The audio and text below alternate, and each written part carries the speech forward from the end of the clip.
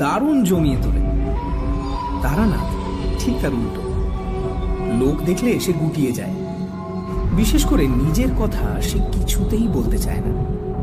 কিন্তু আমাদের সহানুভূতির ছোঁয়ায় তারানাথের বদ্ধ মনের দরজা অনেকখানি খুলে গিয়েছিল। অবশ্য সেটা কেবল আমাদের কাছে। ইদানিং হাত দেখানো বা কোষ্ঠী বিচারের খদ্দের প্রায় নেই বললেই চলে। বন্ধুও কেউ নেই। সারাদিন একাকিত্ব ভোগ করার পর মাঝে মাঝে বিকেলের দিকে আমরা হাজির হলে তারানাথের মুখ উজ্জ্বল হয়ে উঠত। মানুষটা গল্পের খনি। আমরা নানাভাবে খুঁচিয়ে তার কাছে গল্প আদায় করতাম। তার মতের বিরোধিতা করলে তারানাথ রেগে যেত। আমি আর কিশোরী গল্পের লোভে হঠাৎ কথার মাঝখানে হো হো করে হেসে উঠে বলতাম, বাহ বাবা, তা কখনো হয়? তারানাথ চটে গিয়ে বলতো, হয় না, এই শোনো তবে। একটা নতুন গল্প শুরু হয়ে যেত। সেদিন সকাল থেকেই টিপটিপ বৃষ্টি হচ্ছে। জামা কাপড়, রুমাল, এমনকি মনের ভেতরটা অবধি ভিজে স্যাঁতস্যাঁতে হয়ে রয়েছে। অন্যদিন অফিস ছুটির পর বলাইবাবু কিংবা হরিমিত্রের সঙ্গে মোড়ের দোকানে চা খেতে খেতে রাজনীতি, জিনিসপত্রের অগ্নিমূল্য অথবা বাঙালি কি ছিল আর কি হয়েছে এসব বিষয়ে গভীর আলোচনা করে আনন্দ পেয়ে থাকি। কিন্তু আজ আর সেসব ইচ্ছে করল না। অফিস থেকে বেরিয়ে তারানাথের বাড়ির দিকে হাঁটা শুরু করলাম।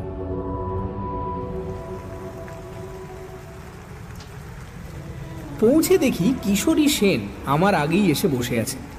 আমাকে দেখে বলল, এই যে এসো হে, তোমারই জন্য বসে আছি। কি করে জানলে আমি আসবো? ওর জন্য কি আর মন্ত্রতন্ত্র জানতে হয়? আজ এমন বাদলা করেছে যাকে বলে আড্ডার মেজাজ, না এসে যাবে কোথায়? তারানাথের জন্য এক প্যাকেট পাসিং শো কিনে এনেছিলাম। তাকে দিয়ে বললাম, তারানাথ, আজ একটা ভালো গল্প হবে নাকি?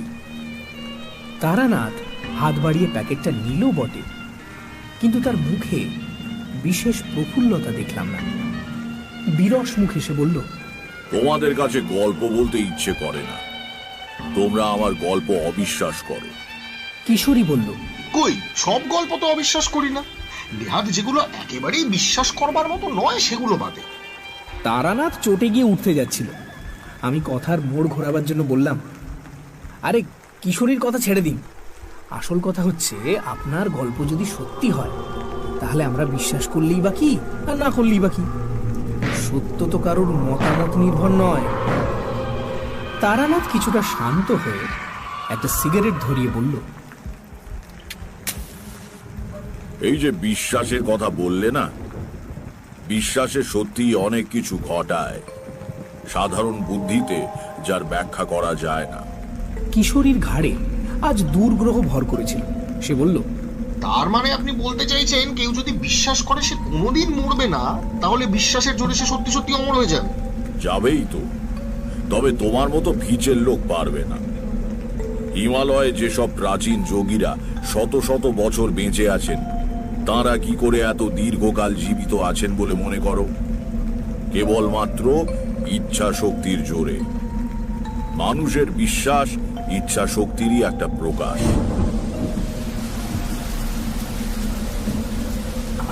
এমন সময় বাইরে আবার ঝমঝম করে বৃষ্টি নামল। আলো কমে গিয়ে কেমন অন্ধকার মতো হয়ে এলো ঘরের ভেতরে।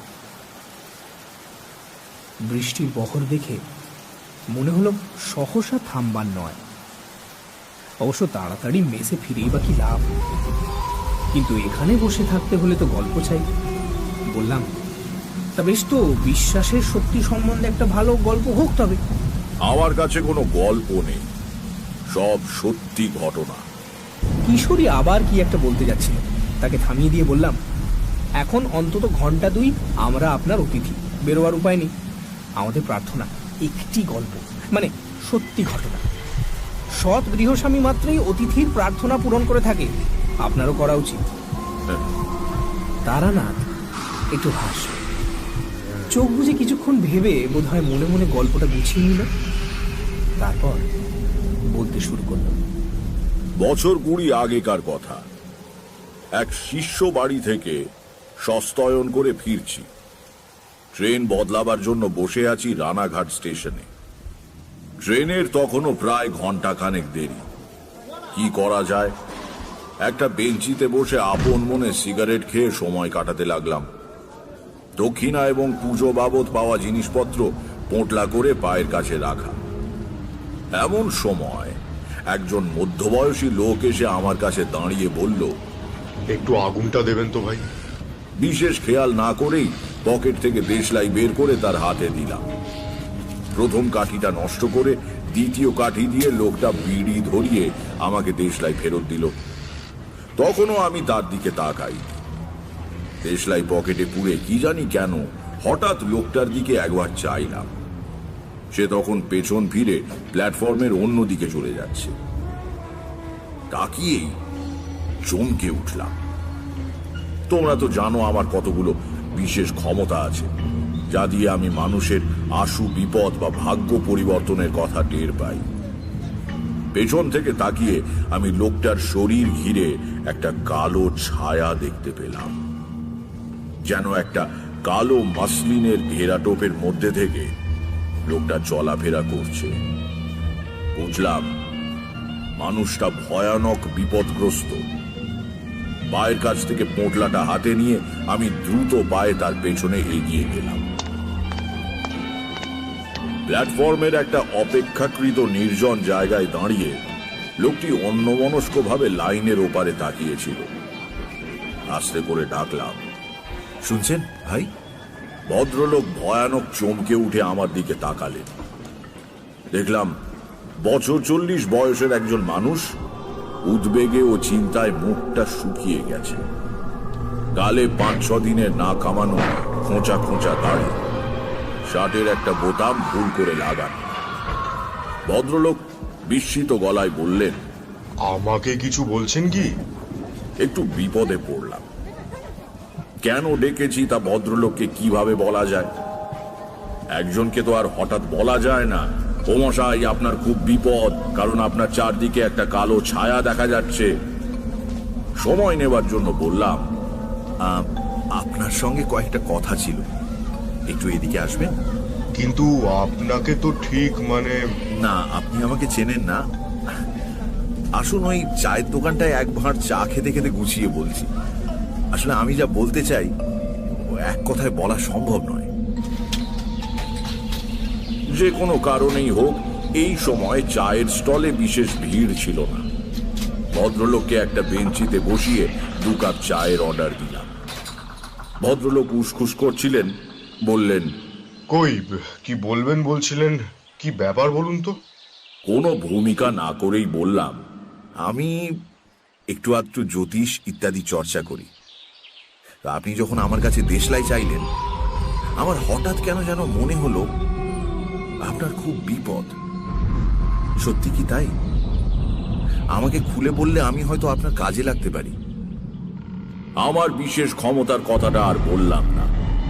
প্রথমেই সে কথা বললে আমাকে হয় পাগল নয়তো ঠগ মনে করবে।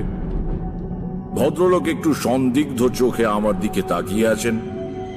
এবার ভালো করে দেখে বুঝলাম মানুষটা বেশ বুদ্ধিমান, কিন্তু সাম্প্রতিক দুঃসময় এবং উদ্বেগ তার মুখের স্বাভাবিক ঔজ্জ্বল্যের ওপর ছায়া ফেলেছে। আজকাল সময় খারাপ, নানা রকম ধান্দাবাজ লোক চারদিকে ঘুরছে। এমন অবস্থায় আমাকে হঠাৎ বিশ্বাস করতে না পারাই সম্ভব।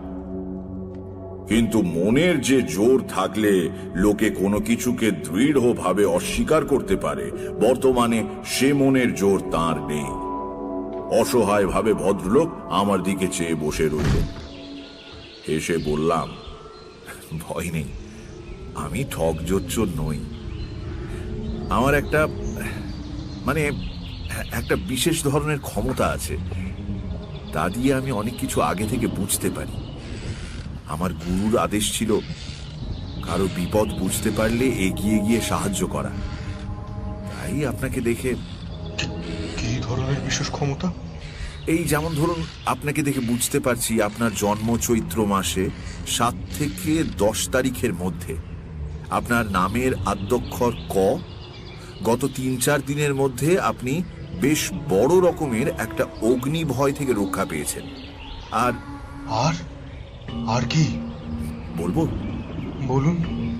গত বছর আপনার কর্মস্থলে আপনাকে নিয়ে যে গোলমাল হয়েছিল, তাতে বিচারে আপনি রেহাই পেয়ে গেলেও দোষটা কিন্তু আপনারই ছিল। ভদ্রলোক মাথা নিচু করে শুনছিলেন। মুখ তুললে দেখলাম তার চোখে জল। আস্তে আস্তে বললেন, আগে হ্যাঁ, দোষ আমারই ছিল। কেউ জানে না সে কথা, আমার স্ত্রীও না।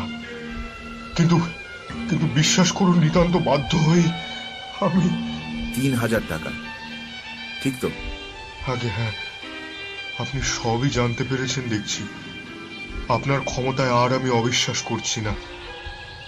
স্ত্রীর অসুখে বাধ্য হয়ে তাকে বাঁচাবার জন্য টাকাটা নিতে হয়েছিল।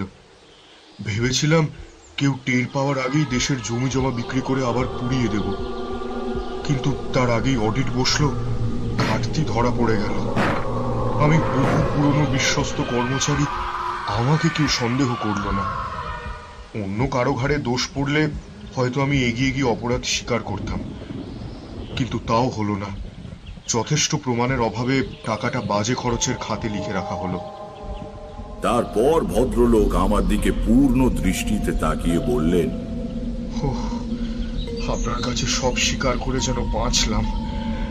এতদিন মনে পাপবোধ পুষে রাখা, সে যে কি কষ্ট, কি কষ্ট। ধুতির খুঁটে মুখ মুছে আবার বললেন,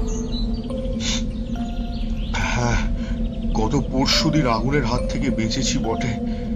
আমার স্ত্রী পুত্র বর্তমানে দেশের বাড়িতে রয়েছে, যেখানে আমি এখন যাচ্ছি। নিজে রান্না করে খাওয়ার অভ্যেস নেই, বুঝলেন। হোটেলে খেলে আমার শরীর খারাপ হয়, তাই যা হোক দুটো ভাতে ভাত ফুটিয়ে নেবো বলে স্টোভ জেলে চাল বের করতে পেছন ফিরেছি, আর মশাই ধুতিতে লেগে গিয়েছে আগুন। কি ভাগ্য, সে সময় আমার এক বন্ধু এসে হাজির আড্ডা দিতে। সে বিছানার মোটা চাদর চেপে ধরে আগুন নেভায়। তাও তাও দেখুন না কতখানি পুড়ে গিয়েছে। এই যে দেখুন। ডান পায়ের থেকে কাপড় সরিয়ে নিতেই দেখলাম পায়ের গুলি থেকে উরুর পেছন অবধি ভেজা ন্যাকড়ার ফেটটি বাঁধা। চায়ের দোকানের ছেলেটা এসে শূন্য কাপ দুটো নিয়ে গেল। তাকে বললাম আর 2 কাপ চা দিতে। সিগারেটের প্যাকেট বের করে নিজে ধরালাম, ভদ্রলোককেও দিলাম। তা সিগারেটে গোটা কয়েক লম্বা টান দিয়ে তিনি বললেন,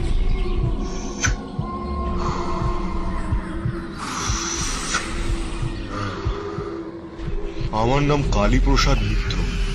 খুলনার বিখ্যাত মিত্রদের কথা হয়তো শুনে থাকবেন, আমরা তাদেরই বংশধর। অবশ্য 50-60 বছর হলো খুলনার সঙ্গে আমাদের আর কোনো যোগাযোগ নেই। ঠাকুরদা কর্ম উপলক্ষে এদিকে চলে আসেন, সেই থেকেই আর কখনো দেশে ফিরে যাওয়া হয়নি। আবার চা এলো। গরম চায় চুমুক দিয়ে কালীপ্রসাদ বললেন, নদিয়া জেলার উত্তর প্রান্তে কিছু ভূসম্পত্তি কিনে ঠাকুরদা বসবাস শুরু করেন। ব্যবসা করতেন কলকাতায়, মাঝে মাঝে গ্রামে এসে থাকতেন। তিনি ছাড়া বাড়ির লোকজন গ্রামেই থাকত। বন্দরে যেসব জাহাজ এসে ভেড়ে তাতে কাঁচা আনাজ যোগান দেবার ব্যবসা করতেন ঠাকুরদা। বিলক্ষণ 2 পয়সা করেছিলেন, কিন্তু বহু প্রতিদ্বন্দ্বী জোটায় তার জীবদ্দশাতেই সে ব্যবসা নষ্ট হয়ে যায়। চেনাশুনো কাকে যেন ধরে বাবাকে এক সাহেবী ফার্মে চাকরিতে ঢুকিয়ে দেন। বাবা অবসর গ্রহণ করার পর সেই চাকরি আমি পেয়েছি। কতদিন হলো বাবা রিটায়ার করেছেন? তা বছর 20 তো বটে। বাবার বয়স এখন প্রায় 80, কিন্তু বেশ ভালো স্বাস্থ্য, অসুখ বিসুখ কিছুই নেই, কেবল চোখে একটু কম দেখেন। যা হোক, যা বলছিলেন বলে যান। জ্ঞাতিদের শত্রুতায় ঠাকুরদাকে খুলনা ছেড়ে আসতে হয়েছিল। আসবার সময় দেশের সম্পত্তির বিশেষ কিছুই আনতে পারেননি। নগদ সামান্য টাকা যা ছিল তাই দিয়েই কলকাতার ব্যবসা শুরু করেন। কেবল প্রাণের চেয়েও প্রিয় একটি জিনিস বয়ে নিয়ে আসেন। কি জিনিস? একটি অষ্ট ধাতুর তৈরি কালী মূর্তি, আমাদের গৃহদেবী। 4-5 পুরুষ ধরে এই মূর্তি আমাদের পরিবারে পুজো পেয়ে আসছে। ঠাকুরদার বাবা মানে আমার প্রপিতামহ, তিনি ছিলেন তন্ত্র সাধক। আজীবন সাধনা করে তন্ত্রের বিভিন্ন শাখায় সিদ্ধি লাভ করেছিলেন বলে শোনা যায়। তার জীবনের শেষ দিকে একবার গ্রহ নক্ষত্রের কি এক বিচিত্র সংস্থান এবং অমাবস্যা একসঙ্গে পড়ে। তেমন যোগ নাকি 100 বছরেও একটা বড় আসে না। সেই বিশেষ অমাবস্যার রাত্রিরে আমার প্রপিতামহ সারা রাত জেগে তন্ত্রের এক গূঢ় প্রক্রিয়া সাধন করেন। শেষ রাত্রে হোমকুণ্ডে পূর্ণাহুতি দিয়ে একটা গোল লোহার কৌটোয় পুজোর উপাচার থেকে কি একটা জিনিস পুড়ে কৌটোটা প্রপিতামহর হাতে দিয়ে বলেন, এই নাও, রাখো। এ যা করে দিয়ে গেলাম, আমাদের বংশে আর হঠাৎ কারো কোনো বিপদ হবে না। সত্যি তারপর থেকে আজ পর্যন্ত এই কৌটোটা আমাদের সব আপদে বিপদে রক্ষা করে এসেছে। কারো অসুখ বিসুখ হলে এই মা কালীর কৌটো তার মাথায় বুকে ঠেকিয়ে দিলে সে ভালো হয়ে ওঠে। ডাক্তার জবাব দিয়ে গিয়েছে এমন মরণাপন্ন রোগীকেও মা কালীর কৌটোর প্রভাবে সেরে যেতে দেখেছি।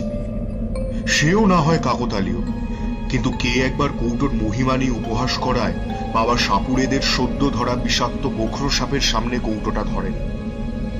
ছোটবেলার ঘটনা হলেও আমার পরিষ্কার মনে আছে, সাপটা সঙ্গে সঙ্গে মাথা নিচু করে গুটিয়ে এতটুকু হয়ে পড়ে রইল, জোঁকের মুখে নুন পড়লে যেমন হয়। ভাবতে পারেন? এটা কিন্তু দ্রব্যগুণ হতে পারে। ঠিক, দ্রব্যগুণে সাপ বশীভূত হয়, কিন্তু লোহার কৌটো ফুটো করে দ্রব্যগুণ বের হবে কি করে সেটা বলতে পারেন? যথার্থ কথা বললাম, বলে যান। যাই হোক, বিগত 3 পুরুষ ধরে আমাদের পরিবারের ভালো মন্দর ব্যাপারে আমরা মা কালীর কৌটোর উপর নির্ভর করে থাকি।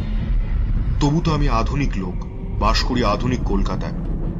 আমার বিশ্বাস হয়তো অতটা দৃঢ় নয়, কিন্তু বাবা প্রাচীন মানুষ, ডাক্তার উকিলের চেয়ে এই কৌটোর উপর তার নির্ভরতা বেশি। মাস 4 আগে কলকাতার বাসায় আমার বড় ছেলের খুব অসুখ হয়। ছেলে মরণাপন্ন হয়ে পড়ে। সেই সময় আবার আমার অফিসে অডিট বসেছে, টাকাটার বিষয় নিয়ে হইচই হচ্ছে। ভেতরে বাইরে আমি তখন খুব বিপন্ন। টাকার ব্যাপার বাবা জানতেন না, কিন্তু নাতির অসুখের খবর পেয়ে আমার এক খুড়তুতো ভাইয়ের হাত দিয়ে মা কালীর কৌটোটা কলকাতায় আমার কাছে পাঠিয়ে দেন। কৌটোর মহিমাতেই কিনা জানি না আমার ছেলেটি সেরে ওঠে, আর আমার অফিসের গোলমালও মিটে যায়। একটু থেমে কালীপ্রসাদ বললেন, কিছু মনে করবেন না, আমাকে আরেকটা সিগারেট দেবেন? সিগারেট ধরিয়ে ঘন ঘন টান দিয়ে প্রায় অর্ধেক করে আনবার পর কালীপ্রসাদ আবার বলতে শুরু করলেন,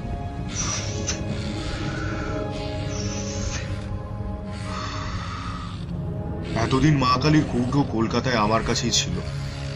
হঠাৎ দিন 2 আগে বাবার এক জরুরি চিঠি পেলাম। সে এক অদ্ভুত চিঠি। ছেলে বউকে কদিন আগেই বাবার দেখাশোনা করার জন্য দেশে পাঠিয়ে দিয়েছিলাম, এখন চিঠি পেয়ে আমিও চলেছি, কৌটোটাও সঙ্গে করে নিয়ে যাচ্ছি। চিঠিটা অদ্ভুত বলছেন কেন? কি আছে চিঠিতে? উত্তরে কালীপ্রসাদ কাঁধের ঝোলা থেকে একটা খাম বের করে আমার হাতে দিয়ে বললেন, নিজেই পড়ে দেখুন।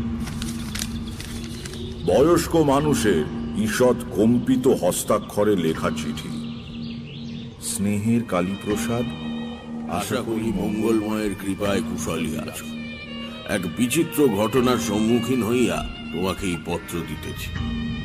আজ কয়েকদিন হইল আমাদের বাটিতে নানা অলৌকিক এবং ভৌতিক উপদ্রব আরম্ভ হইয়াছে।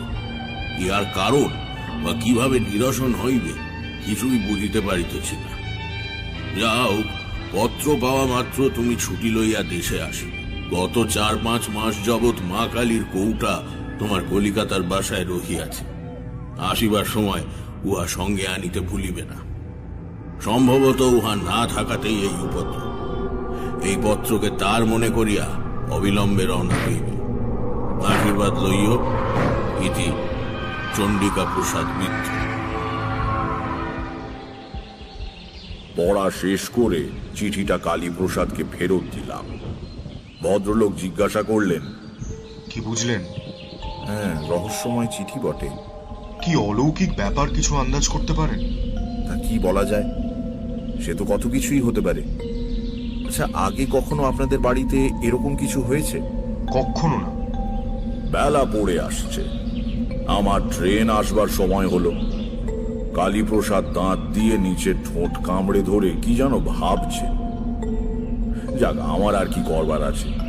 পোঁটলাটা হাতে নিয়ে বেঞ্চি থেকে উঠে দাঁড়ালাম। বললাম, আসি তাহলে, সাবধানে থাকবেন। কালীপ্রসাদ কেমন যেন হতাশ আর ভীত গলায় বললেন, কিন্তু কিন্তু আমার কি হবে জানেন? আমার আমার বড্ড ভয় করছে, আমার বড্ড ভয় করছে। বিপদে ঈশ্বরকে স্মরণ করবেন।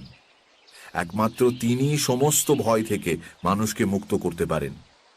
কালীপ্রসাদের মুখ দেখে মনে হলো না যে আমার উপদেশে তিনি কিছুমাত্র ভরসা পেয়েছেন। অবশ্য সেজন্য তাকে দোষ দেওয়া যায় না। ঈশ্বর অদৃশ্য, আড়ম্বর করে তার পুজো দেওয়া যায়, কিন্তু জীবনের সমস্ত ক্ষেত্রে তার উপর সম্পূর্ণ নির্ভর করা একটা উচ্চ স্তরের সাধনা। সে সাধনায় কালীপ্রসাদ এখনো সিদ্ধি লাভ করতে পারেননি। কিন্তু আমি আর কি করব? বিদায় সূচক সামান্য হেসে পেছন ফিরে হাঁটতে শুরু করলাম। কয়েক পা হেঁটে আসতে না আসতেই কালীপ্রসাদ দৌড়ে। শুনছেন? শুনছেন? একটু দাঁড়ান, একটু একটু দাঁড়ান। দাঁড়ালাম। কালীপ্রসাদ আমার কাছে পৌঁছে বললেন, আরেকটা আরেকটা কাজ করা যেতে পারে। কি? আপনি কি তাতে রাজি হবেন? বলেই ফেলুন না, আমারও তো এদিকে ট্রেন আসবার সময় হলো। গুরুত্বপূর্ণ কথা শুরু করার ভঙ্গিতে কেশে গলা পরিষ্কার করে কালীপ্রসাদ আমার দিকে তাকিয়ে বললেন, আপনি আমার সঙ্গে আমাদের দেশের বাড়ি চলুন। প্রস্তাবটা নিতান্ত আকস্মিক। অবাক হয়ে বললাম, আমি আপনার বাড়িতে? হ্যাঁ, আপনি অলৌকিক শক্তির অধিকারী। আপনি গেলে আমাদের অমঙ্গল কেটে যাবে। আপত্তি করবেন না, দয়া করে আমার সঙ্গে চলুন। বলুন, যাবেন? লোকটা সত্যি ভয় পেয়েছে, পাওয়াই স্বাভাবিক। একটু চিন্তা করলাম। বাড়িতে এমন কিছু বলে আসেনি যে তাড়াতাড়ি ফিরবো। আরো 5-7 দিন দেরি হলে কোনো ক্ষতি নেই।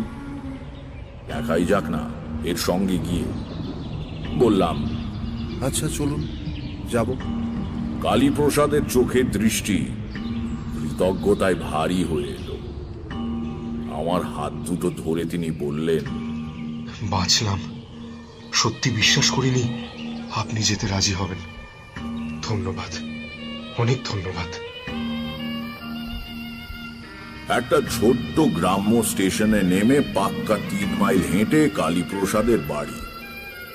গ্রামে যখন ঢুকলাম তখন রাত্রি প্রায় 8টা। পল্লীগ্রামের তুলনায় শেষ রাত। কৃষ্ণপক্ষের সুমুখ অন্ধকার রাত্রি। পঞ্চমীর রাঙা চাঁদ পূব দিগন্তের নিচে থেকে চালতে গাছের পেছন দিয়ে এক অলৌকিক গোলকের মতো উঠে আসছে। গ্রামের প্রায় শেষের দিকে আম জাম গাছে ঘেরা নির্জন বাড়ি, পাঁচিল দিয়ে ঘেরা। সদর দরজায় শেকল নাড়তে একটু বাদে দরজার ফাঁক দিয়ে লণ্ঠনের আলো দেখা গেল, কিন্তু কারো সাড়া শব্দ নেই। যেন ভেতরে যে দাঁড়িয়ে সে সাহস করে দরজা খুলতে পারছে না।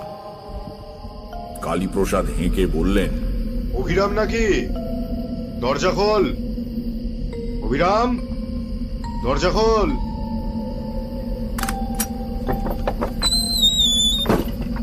ব্যস্ত হয়ে যে লোকটি দরজা খুলে দিল তার বয়স 60 ছাড়িয়েছে। মাথায় কাঁচা পাকা চুল, পরনে খাটো ধুতি, খালি গা। তার সরল মুখে বিশ্বস্ততার ছাপ। কালীপ্রসাদ বললেন, ঠাকুর মশাই, এ হচ্ছে অভিরাম। পুরনো লোক, আমাকে কোলে করে মানুষ করেছে ছোটবেলায়। কিরে, দরজা খুলছিলি না কেন? অভিরামের সরল মুখে ভয়ের স্পষ্ট চিহ্ন ফুটে উঠল। সে বলল, বাবু, বাবু বাড়িতে যা কাণ্ড, দরজা হঠাৎ খুলতে সাহস হয় না বাবু। সে কি রে, কেন? কি হচ্ছে বাড়িতে? এর উত্তর অভিরামের দিতে হলো না। আমাদের পেছনে আমবাগানে অন্ধকারের মধ্যে গাছের পাতার সরসর শব্দ উঠল, যেন গাছের একটা ডাল ধরে কেউ খুব জোরে ঝাঁকাচ্ছে। আমরা দুজন অবাক হয়ে সেদিকে ফিরে তাকাতেই অভিরাম বলল, বাবু, ওই দেখেছেন তো, ওই আবার শুরু হলো নানান উপদ্রব। সত্যি তো, কি সে নাড়াচ্ছে অত মোটা ডালটাকে? মানুষের পক্ষে তো সম্ভব নয়। তাহলে সাঁই করে কি একটা জিনিস গাছের ওপর থেকে আমাদের দিকে ছুটে এলো। সহজাত সংস্কারের বশে কালীপ্রসাদ কোমর থেকে শরীর সামনের দিকে ঝুঁকিয়ে ফেলেছিলেন, জিনিসটা ঠক করে পাঁচিলে লেগে মাটিতে পড়ে গেল। নইলে এই আঘাতেই কালীপ্রসাদের পঞ্চত্ব প্রাপ্তি ঘটত। লণ্ঠনের ম্লান ঘোলাটে আলোয় দেখলাম মাটিতে পড়ে আছে একটা 10.5 ওজনের পাথরের টুকরো। বললাম, আপনারা দুজনে ভেতরে চলে যান। বাড়িতে টর্চ আছে? আগে না। কেন? আমি একবার ওই গাছটার কাছে যাব। দাও হে অভিরাম, তোমার লণ্ঠনটাই দাও। কালীপ্রসাদ বিচলিত হয়ে বললেন, না না, একা যাবেন না। দেখলেন তো আপনি কি করছেন। কি? আমার কিছু হবে না, আপনি ভেতরে যান। আমি জানতাম মধুসুন্দরী দেবীর কৃপায় কোনো নিম্ন শ্রেণীর প্রেত আমার কোনো ক্ষতি করতে পারবে না। পাথরটা কালীপ্রসাদকে লক্ষ্য করেই নিক্ষিপ্ত হয়েছিল, আমাকে নয়। লণ্ঠন হাতে বাগানের মধ্যে গিয়ে দাঁড়ালাম। চারদিক নিঝুম, কোথাও গাছের একটি পাতা অবধি নড়ছে না। মনে হলো সামনের মোটা গুঁড়িওয়ালা আম গাছটার ওপর থেকেই পাথরটা ছুটে গিয়েছিল। লণ্ঠনটা তুলে ধরে ওপর দিকে দেখবার চেষ্টা করলাম, কিন্তু কিছু দেখা গেল না। কিন্তু আমার মনের মধ্যে একটা আশ্চর্য অনুভূতি হলো। মনের একেবারে গভীরে হঠাৎ যেন কে একটা কল বিগড়ে দিল। আমার হাত পা অবশ হয়ে আসছে, সজ্ঞান চৈতন্য নিভে আসতে চাইছে তেলহীন প্রদীপের মতো। আর আমি যেন এক পাও হাঁটতে পারবো না। সমস্ত দেহে মনে কি অস্বস্তি সে ভাষায় বোঝানো যাবে না। নিজের ক্ষমতার ওপর অগাধ বিশ্বাস নিয়ে একা এখানে এসেছিলাম। এবার আমার অকস্মাৎ ভয় করতে লাগলো। মৃত্যু ভয় নয়, যে কোনো কারণেই হোক সে ভয় আমার কোনোদিনই হয়নি। কোনো অজানা শক্তির মুখোমুখি হতে গেলে যে ভয় হয় সেই রকম। বিশ্রী একটা গন্ধে ভরে গিয়েছে চারদিক। প্রতি নিঃশ্বাসে গন্ধটা একেবারে ফুসফুসের ভেতর অবধি চলে গিয়ে যেন শরীরকে অপবিত্র করে দিচ্ছে। মনকে স্থির করে আমি মধুসুন্দরী দেবীর ধ্যান মন্ত্র আবৃত্তি করতে লাগলাম। প্রায় সঙ্গে সঙ্গেই পরিবেশ থেকে দুর্গন্ধ দূর হয়ে গেল, মনের বল ফিরে পেলাম। দরজা খোলাই ছিল। ভেতরে ঢুকে দেখি উঠোনের ওপারে বারান্দায় বাড়ির সবাই জড়ো হয়ে শঙ্কিত চোখে তাকিয়ে আছে। আমি ঢুকতেই কালীপ্রসাদ বললেন, এই তো ঠাকুর মশাই। আমরা যা ভয় পেয়ে গিয়েছিলাম। কালীপ্রসাদের কাঁধে হাতের ভর রেখে যিনি দাঁড়িয়ে আছেন, আন্দাজে বুঝলাম তিনিই চণ্ডিকা প্রসাদ। ফর্সা মানুষ, দীর্ঘদেহী, দেখে বোঝা যায় এককালে খুবই সুপুরুষ ছিলেন। অগোছালো ধরনের ধুতি পরা। বারান্দায় উঠে লণ্ঠনটা নামিয়ে রাখলাম। চণ্ডিকা প্রসাদ এগিয়ে এসে বললেন, কালী আমাকে এতক্ষণ আপনার কথা বলছি। আপনি যে কষ্ট করে এসেছেন। ও কথা বলবেন না, আপনি আমার বাবার বয়সী। চণ্ডিকা প্রসাদ আমার হাত দুটো ধরে বললেন, তাতে কি, আপনি বর্ণশ্রেষ্ঠ সাধক মানুষ। আপনি এসেছেন, এবার আমার বাড়ির অমঙ্গল কেটে যাবে। কঠিন রোগীর বাড়ি বিলেত ফেরত ডাক্তার গেলে বাড়ির লোকে যেমন বলে। আমার যা সাধ্য আমি করব মিত্র মশাই, নইলে আমি আসতাম না। আমাদের বাড়িতে কেন এমন হচ্ছে কিছু বুঝতে পারছেন ঠাকুর মশাই? কিছু কিছু বুঝতে পেরেছি বইকি। পিতা পুত্র দুজনেই বলে উঠলেন।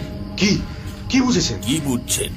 এখন না, আগে আপনাদের কথা শুনে নি, তারপর বলবো। চণ্ডিকা প্রসাদ ব্যস্ত হয়ে বললেন, হ্যাঁ হ্যাঁ, চলুন, হাত মুখ ধুয়ে বসে সব শুনবেন। ওরে ও অভিরাম, ঠাকুর মশাইকে জল দে। দক্ষিণ দিকে বড় বড় জানলাওয়ালা একটা ঘরে আমার থাকবার ব্যবস্থা হয়েছিল। একটু সুস্থ হয়ে সেখানে বসে চণ্ডিকা প্রসাদের বিবরণ শুনলাম। চণ্ডিকা প্রসাদ বললেন, আমার জীবনে কখনো এমন অভিজ্ঞতা হয়নি ঠাকুর মশাই। দিন 15-20 আগে এক রাত্রিরে শুরু। খেতে বসেছি সবে, রাত 10টা কি 10:30 হবে। হঠাৎ বাইরে শোঁ শোঁ আওয়াজ করে একটা ঘূর্ণি হাওয়া মতো উঠল। আমরা অবাক। ঝড় বৃষ্টির সময় নয়, আকাশে মেঘ নেই, এমন বাতাস উঠল কোত্থেকে। সেই বাতাসের দাপটেই রাজ্যের ধুলোবালি এসে আমার ভাতে পড়ল। মনটা যেন কেমন হয়ে গেল।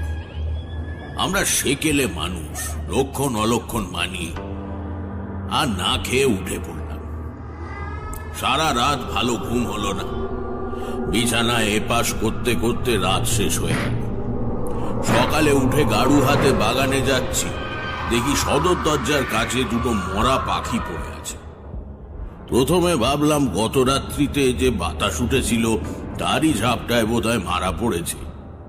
ভালো করে লক্ষ্য করে দেখি তা নয়, কে যেন পাখি দুটোর ঘাড় মুচড়ে ঘুরিয়ে দিয়েছে। ঝড়ে তেমন হতে পারে না। বাড়ির সবাই দেখলে ভয় পাবে বলে হাতে করে মরা পাখি দুটোকে ঝুলিয়ে নিয়ে গিয়ে দূরে ফেলে দিলাম। একটু দম নিয়ে চণ্ডিকা প্রসাদ বললেন, এই হলো শুরু। মাঝে মাঝেই উল্টো পাল্টা বাতাস দেয়, বাড়ির জিনিসপত্র হুড়মুড় করে পড়ে যায়, অদ্ভুত গোঙানির শব্দ শোনা যায় বাড়ির চারপাশে। এসব কিন্তু আমার বাড়ির এবং চারদিকের কিছুটা জায়গায় ঘটে। পরে গ্রামের মধ্যে জিজ্ঞেস করে দেখেছি, তারা ঝড় বাতাস কিছুই টের পায়নি। কেন এমন হচ্ছে কিছুই বুঝতে পারছি না। আপনি কি বলেন ঠাকুর মশাই? চণ্ডিকা প্রসাদের দিকে তাকিয়ে বললাম, আপনার বাড়িতে কোনো প্রেতের উপদ্রব হচ্ছে না, অন্তত যে অর্থে আমরা প্রেত কথাটা ব্যবহার করি সে অর্থে নয়। ভদ্রলোক অবাক হয়ে বললেন, তাহলে ব্যাপারটা আপনাকে বোঝানো একটু কঠিন হবে। আমাদের এই মানুষের জগতের মতোই আরো বহু জীব লোক আমাদের চারদিকে সর্বদাই বর্তমান। তারা ঠিক ভূত বা প্রেত নয়, তারাও এক ধরনের জীব, হয়তো মানুষের চেয়ে অন্যরকম। তাদের মন, চিন্তা, আচার ব্যবহার সবই মানুষের থেকে আলাদা। আমাদের বিচারে হয়তো অমানুষিক। সে জগতের সমস্ত পদার্থই আমাদের কাছে অদৃশ্য ও অস্পর্শযোগ্য। বস্তুত একই স্থান অধিকার করেও এই দুই জগৎ একে অপরের কাছে অস্তিত্বহীন। কিন্তু মাঝে মাঝে প্রকৃতির কোনো আশ্চর্য খেয়ালে এই ছায়া জগৎ আমাদের জগৎটাকে স্পর্শ করে। এখানে ঠিক তাই হয়েছে। আমরা কোনোভাবে তাদের দুনিয়াতে ঢুকে পড়েছি। সেটা তাদের পছন্দ না হলে তাদের দোষ দেওয়া যায় না। যা ঘটতে দেখছেন সেটা হচ্ছে আমাদের জাগতিক বস্তুর ওপর তাদের মানসিক শক্তির ক্রিয়া। হয়তো তারা ভাবছে এইভাবে ভয় দেখিয়ে তাদের জগৎ থেকে তারা আমাদের দূর করতে পারবে। বাড়িতে বেড়াল কুকুর ঢুকলে আমরা যেমন ঠেঙিয়ে তাড়াই আর কি। পার্থক্য এই যে এক্ষেত্রে এসবে কোনো কাজ হবে না। পরিবেশে আর একটা বড় রকমের ঝাঁকুনি লাগলে দুটো জগৎ আবার বিচ্ছিন্ন হয়ে যাবে, তার আগে নয়। আমি থামতে চণ্ডিকা প্রসাদ কিছুক্ষণ স্তব্ধ হয়ে বসে রইলেন। তারপর বললেন, এসব আপনি জানলেন কি করে? খুলে বললে বিস্তর কথা বলতে হয়, ইচ্ছে করছিল না। সংক্ষেপে বললাম, আমি জানতে পারি। ওই ঝাঁকুনি না কি বলে, সেটা কি করে দেওয়া যায়? সেটা আপনা আপনি হয়ে যেতে পারে, যেমন করে শুরু হয়েছিল। সস্তয়ন বা স্থান শুদ্ধি গোছের একটা হোমও করতে পারি। কিন্তু আপনাকে সত্যি কথাই বলে রাখা ভালো, এই ধরনের উপদ্রবের কথা আমি গুরুদেবের কাছে শুনেছি মাত্র। নিজের চোখে দেখছি এই প্রথম। এই বিষয়ে আমার বিশেষ কোনো অভিজ্ঞতা নেই। আমার হোমে কতদূর কাজ হবে জানি না। চন্ডিকা প্রসাদ কি একটা ভাবলেন, তারপর বললেন, তা হোক, আপনি হোমের আয়োজন করুন। আর একটা কথা, যদি কিছু মনে না করেন। হ্যাঁ বলুন আপনি। একটু ইতস্তত করে চন্ডিকা প্রসাদ বললেন, আপনার ওপরেই যদিও সবকিছু ছেড়ে দিচ্ছি, তবু আমার নিজস্ব বিশ্বাসের জন্য যদি কিছু ক্রিয়াকলাপ করি, তাতে আপনার আপত্তি হবে না তো? না, আমার কি আপত্তি, করুন আপনার যা ইচ্ছে। চন্ডিকা প্রসাদ ছেলের দিকে তাকিয়ে বললেন, কালী, কৌটোটা এনেছিস তো? হ্যাঁ বাবা, এনে দেবো। নিয়ে আয়। কালী প্রসাদ উঠে পাশের ঘর থেকে মা কালীর কৌটো এনে বাবার হাতে দিলেন। সেটা নিয়ে চন্ডিকা প্রসাদ আমার দিকে তাকিয়ে বললেন, এটার কথা শুনেছেন বোধহয়? হ্যাঁ, কালীবাবু আসতে আসতে আমাকে বলেছেন। তাহলে তো আপনি সবই জানেন। এই কৌটোর ওপর আমাদের সবার মানে একটা গভীর বিশ্বাস আছে আর কি। তবে বিশ্বাসটা অযৌক্তিক নয়, পরীক্ষিত সত্য। গ্রামে বসন্তের মড়ক লেগে হাহাকার পড়ে গিয়েছিল। এই কৌটো হাতে মা কালীর নাম করতে করতে বাড়ির চারদিকে ঘুরে গন্ডি কেটে দিয়েছিলাম। অর্ধেক গ্রাম সাফ হয়ে গিয়েছিল, কিন্তু আমাদের বাড়িতে অসুখ ঢোকেনি। আজও তাই করব ভাবছি। কৌটো নিয়ে বাড়ির চারধারে গন্ডি কেটে দেব। আসবেন আমার সঙ্গে? কালী, তুইও আয়। বাইরে যাবার জন্য সবে উঠে দাঁড়িয়েছি, হঠাৎ বাড়ির ভেতরে হুড়মুড় করে বিকট শব্দ হলো। ধাতব কিছু পড়ে যাওয়ার আওয়াজ। চন্ডিকা প্রসাদ বললেন, ওই শুরু হলো আবার, চলুন দেখি। ভেতরের বারান্দা থেকে আওয়াজ এসেছিল। সেখানে গিয়ে দেখলাম বাড়ির মেয়ে আর বাচ্চারা বারান্দার অপর প্রান্তে কাঠ হয়ে দাঁড়িয়ে আছে। 10-12 খানা ইট দিয়ে বেদি মতো করে তার উপরে একটা লোহার ড্রাম দাঁড় করানো ছিল চাল রাখবার জন্য। সেটা উল্টে পড়ে চাল ছড়িয়ে পড়েছে চতুর্দিকে। আমরা যখন পৌঁছলাম তখনও ড্রামটা গড়াচ্ছে। আমাদের পায়ের কাছে এসে থেমে গেল।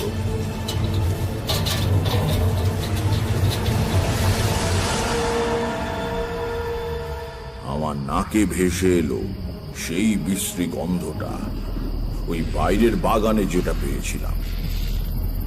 চন্ডিকা প্রসাদ হতভম্ব হয়ে দাঁড়িয়েছিলেন। তাকে বললাম, যা করবার করে ফেলুন, আর রাত করবেন না।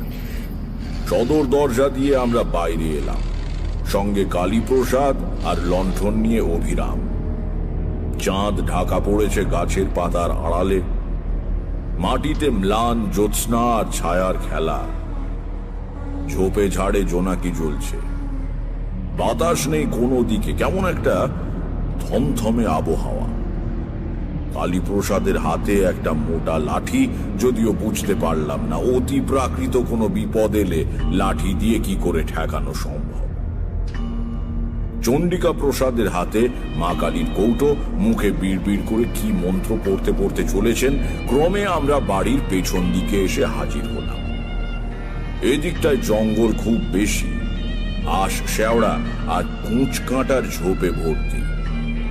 সাবধানে কাপড় বাঁচিয়ে চলেছি, আর কয়েক পা হাঁটলেই আমরা একটা বাঁক ফিরে বাড়ির পূব দিকের সীমানায় পৌঁছবো। সেখানে ঝোপঝাড় অপেক্ষাকৃত কম।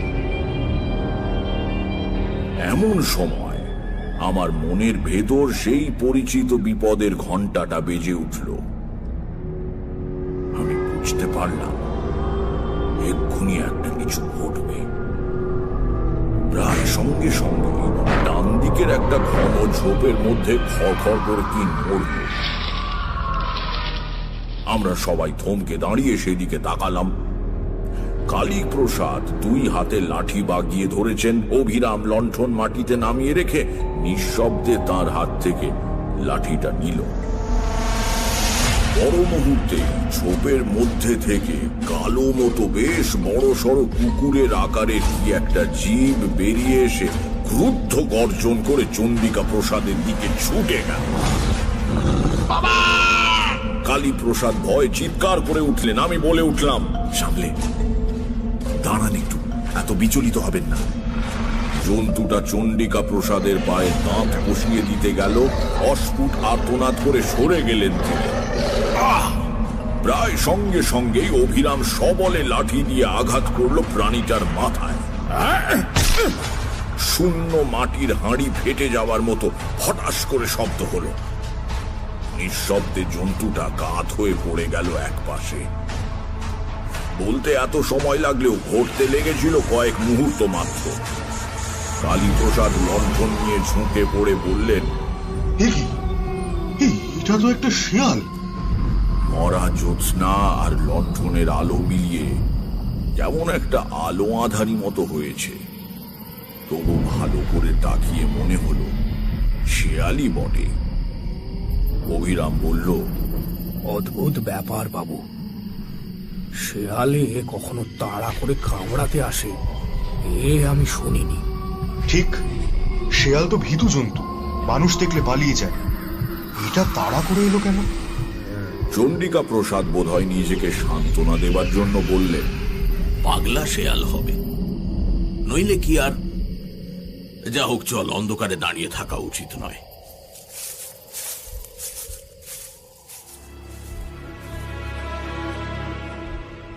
এদিনের গৃহ প্রদক্ষিণের একটা ফল কিন্তু হাতে হাতে দেখতে পেলাম। সে রাত্রির থেকে বাড়ির ভেতরের উপদ্রব বন্ধ হয়ে গেল। সারা রাত সজাগ হয়ে শুয়ে রইলাম। কাশির শব্দ শুনে টের পাচ্ছিলাম চণ্ডিকা প্রসাদও জেগে, কিন্তু সে রাতে আর কোনো উপদ্রব হলো না। পরের দিন সমস্ত ব্যাপারটা অদ্ভুতভাবে মিটে গেল। যে কথা বলবার জন্য এই গল্পের অবতারণা, আমাকে আর যোগ্য করতে হয়নি। এই ঘটনায় আমার ভূমিকা ছিল শুধুই দ্রষ্টার। মরা শেয়ালটার পা ধরে টেনে অভিরাম দূরে আমবাগানের ওপাশে একটা পতিত জমিতে ফেলে দিয়ে এসেছিল। রাত্রিরেও কোনো উপদ্রব হয়নি। সকালে উঠে দেখলাম বেশ প্রসন্ন সূর্যের আলোয় চারদিক ভরে আছে। চণ্ডিকা প্রসাদের সঙ্গে নানা বিষয় আলাপ করে দিনটা কেটে গেল। ভদ্রলোক সেকেলে মানুষ হলেও হিন্দু শাস্ত্রের বিভিন্ন দিক নিয়ে বেশ পড়াশোনা করেছেন।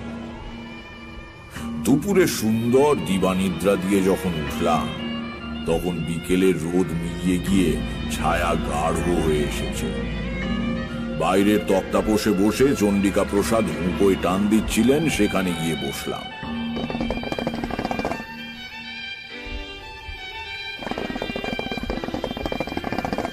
গাড়ু হাতে কালীপ্রসাদ উঠোন পেরিয়ে বাড়ির বাইরের বাগানের দিকে চলে গেলেন।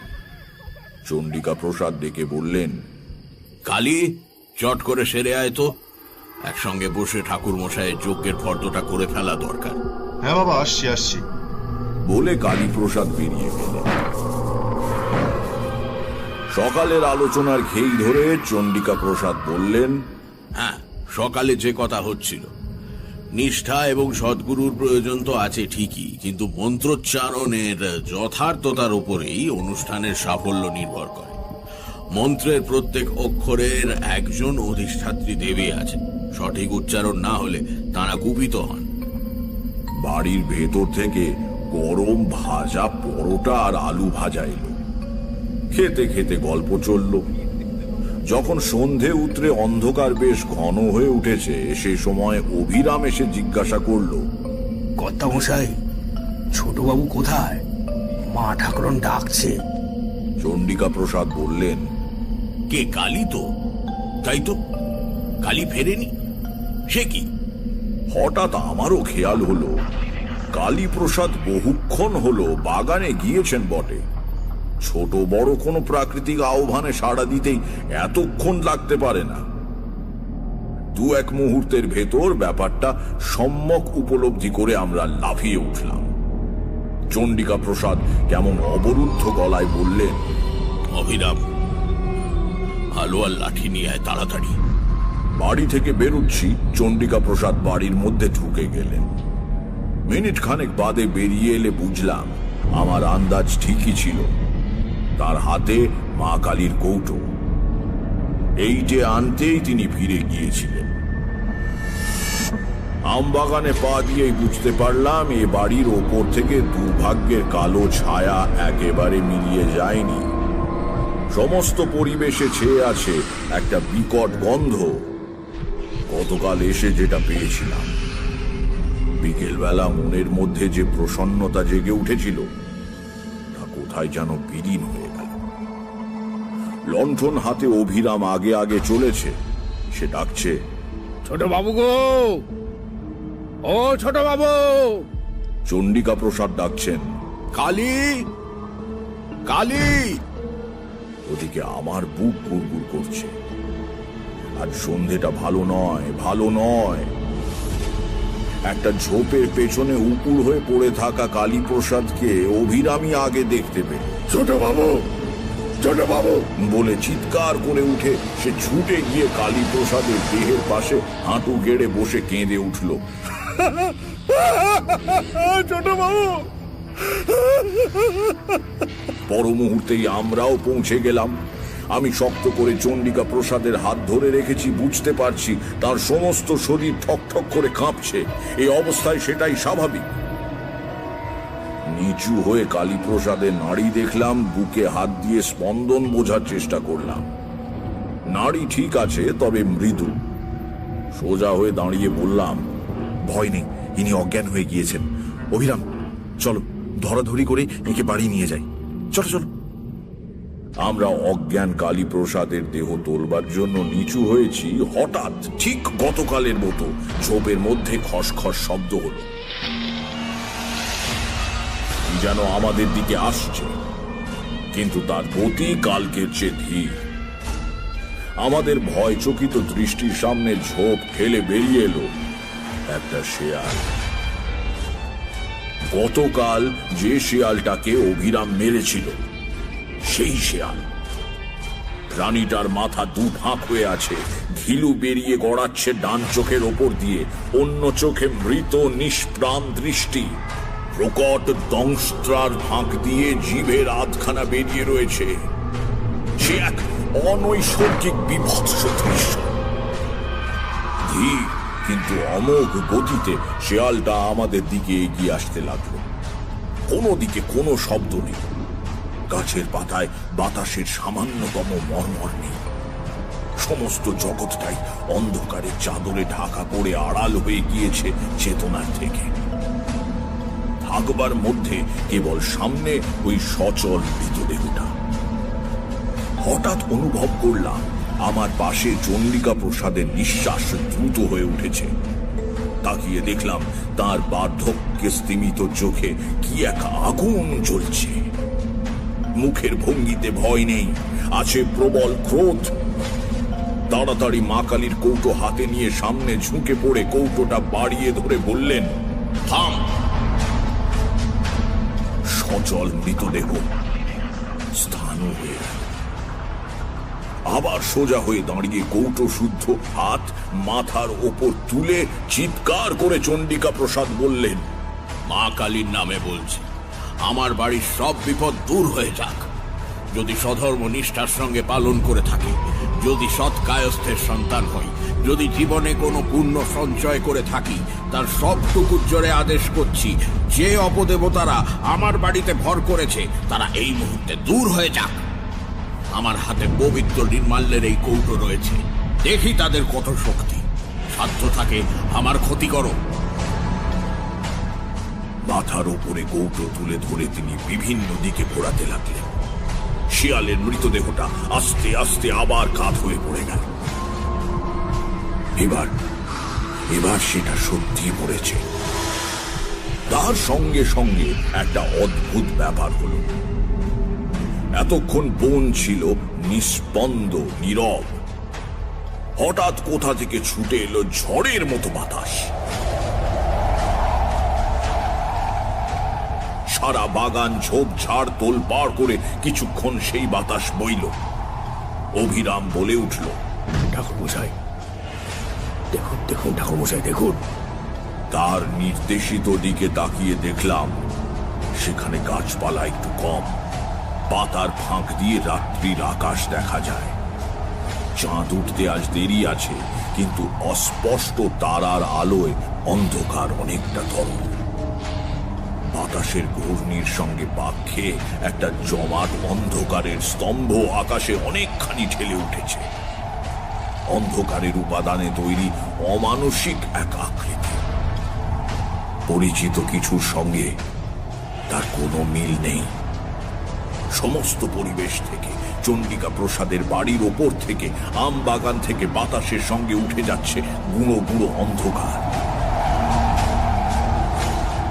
কিছুক্ষণের মধ্যেই অন্ধকারের কালো পিণ্ডটা অনেক ওপরে উঠে গিয়ে আবছা হয়ে মিলিয়ে গেল। তারপরেই বনের বাইরে থেকে ভেসে এলো এক ঝলক বাতাস।